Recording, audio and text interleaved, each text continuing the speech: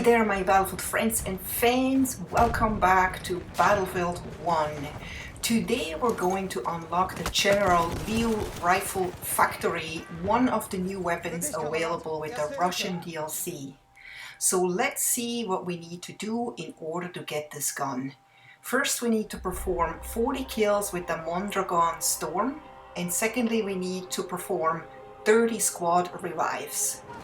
I have used the Mondragon Storm quite a bit. In fact, it's the weapon I used most as the medic. But just like I mentioned in a previous video, I haven't played as a medic in many months, and therefore I've gotten quite rusty with any of the medic rifles. However, it usually only takes me a couple of games to get warmed up and comfortable with a gun. While the kills rack up pretty quickly, the revives may take a bit longer, especially if you're not always with your squad. So in order to get as many squad revives as possible in as little time as possible, make sure to stick with your squad members, and those are the green guys in case you didn't know. But that's not always so easy, because often you find yourself away from your squad members because they died and they spawned in a different spot. So you just have to go find them again, and that's not so easy either, because just running after your squad all the time may get you actually killed a lot more often than you want. So it's better to just not stress about it and just play as it comes, and when you see your squad members, try to stick with them. So I have actually swapped my weapons here because I had enough kills with the Mondragon and I was a little bit tired using the Mondragon. I wanted to use the Fedorov, which is a new gun I unlocked a little earlier. You can see that in another video, and I know now I just need like one revive, and I'm hoping to find that. Taking out another guy, and I should be actually really close here, looking for some enemies, but also looking for some revives. And as cool as this gun sounds, it really is not as great of a gun. And look at that, I'm seeing a green squad member, a green guy. Look at that, we have it, we just unlocked it. Hooray, that was really not that hard at all. So now we just have to die so we can actually change the weapon and equip that brand new General Liu rifle. So let me see if I can die right here. And yeah, maybe right now is a good time. Okay, good. We can finally get that new rifle. Look at that. Brand new rifle straight from the factory. Doesn't it look pretty?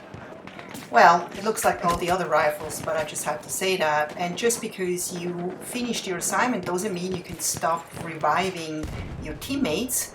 So if you want to be a good medic, please continue reviving your teammates. Thank you. And so we're gonna look for our first victim here. See if I can take out people over there at the hill. Seems a little far. But look at that, you can basically snipe with this rifle. Isn't that amazing? That just proves how accurate this rifle is. Only downfall with this rifle is it's got only 6 bullets in the magazine, which can get you into trouble quickly. And there's actually a very interesting history behind this gun. The General Liu rifle, or the Liu as it has become known as, was actually designed in 1913. It was evaluated by the Army Material Command in September of 1916. The original prototypes were manufactured at the Hanyang Arsenal. They were turned over for testing. General Liu then brought them to the US, where he got a contract to build them. The machinery at Hanyang Arsenal could not mass produce the rifle, so he contracted Colt to build them. The prototypes then became known as the tool room guns. They were used as the patterns by Pratt & Whitney tooling to make the new machinery from. They were left in the raw, never blued. The guns were turned over to Springfield Armory for testing by the US military in 1918. Most say there were only about a dozen made there, but the records show there were approximately 150 manufactured there, those 150 and the new machinery were loaded on a freighter to ship back to China. The freighter never made it. It sank in the typhoon in the South China Sea. The machinery was salvaged from the freighter and put in a warehouse in Shanghai. During that time, General Liu suffered a stroke and died. So the machinery sat in the warehouse for 2 years before it was moved and repurposed. There's a speculation why there are a few Lius still here in the US. One was gifted to the owner of the hotel where General Liu stayed while he was here by General Liu.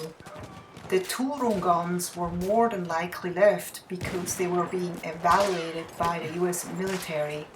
By the time they were done with the evaluation, General Liu, the machinery and the guns produced here were on their way back to China.